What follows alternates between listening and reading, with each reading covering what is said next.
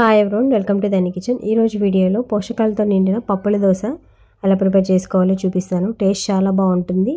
10 డేస్కి ఒకసారైనా ఈ ప్రోటీన్ దోశ నేనైతే ఇంట్లో ప్రిపేర్ చేస్తూ ఉంటాను. పిల్లల నుంచి పెద్దవాళ్ళ వరకు మంచి ప్రోటీన్ ఉండాలంటే ఈ దోశలు ట్రై చేయాల్సిందే. ఈ దోశ ఎలా ప్రిపేర్ చేసుకోవాలో చూపిస్తాను. ముందుగా దీనికోసం బియ్యం, అటుకులు, మినప్పప్పు, పచ్చిశనగపప్పు, పెసరపప్పు, కందిపప్పు ఇవన్నీ కూడా తీసుకొని పక్కన పెట్టుకోండి. ఒక గిన్నె తీసుకొని అందులోకి మొత్తం కూడా వేసేసుకొని ఇందులోకి వాటర్ అనేది పోసేసుకోవాలి. ఇలా వాటర్ అంతా కూడా పోసేసిన తర్వాత 3 నుంచి 4 గంటల వరకు నానబెట్టుకోండి. ఇలా అంతా కూడా వాటర్ పోసుకున్నది మిక్స్ చేసుకొని మూత పెట్టేసి పక్కన పెట్టేసుకోండి. ఒక 3 to 4 అవర్స్ తర్వాత మూత తీసి అంతా కూడా ఒకసారి ఇలా చెక్ చేసుకున్నారంటే పప్పు అంతా కూడా బాగా నానిపోయి ఉంటుంది. ఇప్పుడు ఇది నీట్గా క్లీన్ చేసేసుకొని మిక్సీ జార్లో వేసుకొని మెత్తగా మిక్సీ పట్టుకోవాలి.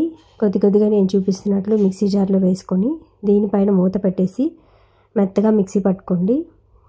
ఇలా మిక్సీ పట్టుకున్న తర్వాత ఒక గిన్నె తీసుకొని అందులోకి మిక్సీ పట్టుకున్న పేస్ట్ అంతా కూడా వేసేసుకోవాలి.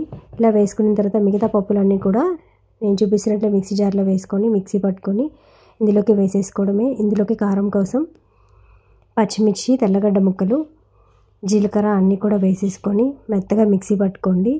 ఇలా అంతా కూడా మెత్తగా మిక్సీ పట్టుకోవాలి. కొద్దిగా ఉప్పు అనేది వేసుకొని మిక్సీ పట్టేసుకొని ఈ పేస్ట్ అంతా కూడా ఇందాక మిక్సీ పట్టుకున్న పప్పుల పిండిలోకి మొత్తం కూడా వేసేసుకోండి. ఇలా ఈ పేస్ట్ అంతా కూడా వేసుకున్న తర్వాత మొత్తం అంతా కూడా ఒకసారి ఇలా మిక్స్ చేసేసుకొని ఇది పక్కన పెట్టేసుకోవాలి. ఈ ప్రోటీన్ దోశలోకి చట్నీ ఎలా ప్రిపేర్ చేసుకోవాలో చూపిస్తాను. ఇది కూడా చాలా రుచిగా ఉంటుంది. స్టవ్ పైన బాండి పెట్టుకొని వేరుశనగ పప్పులు వేసుకొని దోరగా వేగించుకోవాలి. ఈ కలర్ వచ్చిన తర్వాత ఇవి తీసేసి ఒక ప్లేట్లోకి పెట్టేసుకోండి.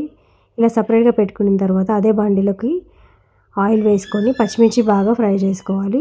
పచ్చిమిర్చి దోరగా ఫ్రై చేసుకున్న తర్వాత ఇలా ప్లేట్లోకి సపరేట్గా తీసేసుకోండి.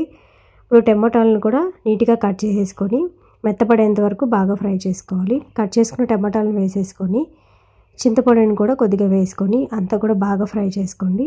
టమాటాలు మెత్తపడేంత వరకు ఫ్రై చేసేసుకున్న తర్వాత స్టవ్ ఆఫ్ చేసుకొని పక్కన పెట్టేసుకోవాలి. ఇప్పుడు మిక్సీ జార్లో పొట్టు తీసేసుకున్న వేరుశనగపప్పు, పచ్చిమిర్చి, తెల్లగడ్డ ముక్కలు, ఉప్పు మిక్సీ పట్టుకోండి. ఇలా మెత్తగా మిక్సీ పట్టుకుంటే కొద్దిగా వాటర్ అనేది యాడ్ చేసుకొని ఫ్రై చేసుకున్న టమాటా పేస్ట్ని కూడా ఇందులోకి వేసేసుకోండి. టమాటాని కూడా వేసేసిన తర్వాత మిక్సీ జార్లో ఇలా మెత్తగా మిక్సీ పట్టుకొని ఒక గిన్నెలోకి తీసేసుకోండి. ఇందులోకి పోపు రెడీ చేసుకుందాం. పోపు కోసం స్టవ్ పైన బాండి పెట్టి ఆయిల్ వేసుకోండి. ఆయిల్ కొద్దిగా హీట్ అయిన తర్వాత పోపు అన్నీ కూడా వేసుకొని ఎండుమిరపకాయలు వేసేసుకొని కరివేపాకు రెమ్మలను కూడా వేసేసుకోవాలి. ఇదంతా కూడా బాగా ఫ్రై అయిన తర్వాత స్టవ్ ఆఫ్ చేసుకొని ఈ చట్నీలోకి ఇదంతా కూడా వేసేసుకొని మిక్స్ చేసుకున్నారంటే ఎంతో టేస్టీగా ఉండే చట్నీ అయితే రెడీ అయిపోతుంది. చట్నీ కూడా ప్రిపేర్ చేసుకున్నాం కదా. ఇప్పుడు ఈ ప్రోటీన్ దోశ బ్రేక్ఫాస్ట్కి ఎలా ప్రిపేర్ చేసుకోవాలో చూద్దాం. స్టవ్ పైన ప్యాన్ పెట్టుకోండి. ప్యాన్ కొద్దిగా హీట్ అయిన తర్వాత దోశలన్నీ కూడా నేను చూపిస్తున్నట్లు వేసుకోవడమే. ఇలా దోశ అంతా కూడా వేసుకున్న తర్వాత కొద్దిగా ఆయిల్ అనేది వేసుకోండి. మీ పిల్లలకి ఇలా ప్రోటీన్ దోశలు 10 రోజులకు ఒకసారి పెట్టారంటే పిల్లల్లో చాలా ప్రోటీన్ ఉంటుంది, చాలా హెల్తీగా ఉంటారు.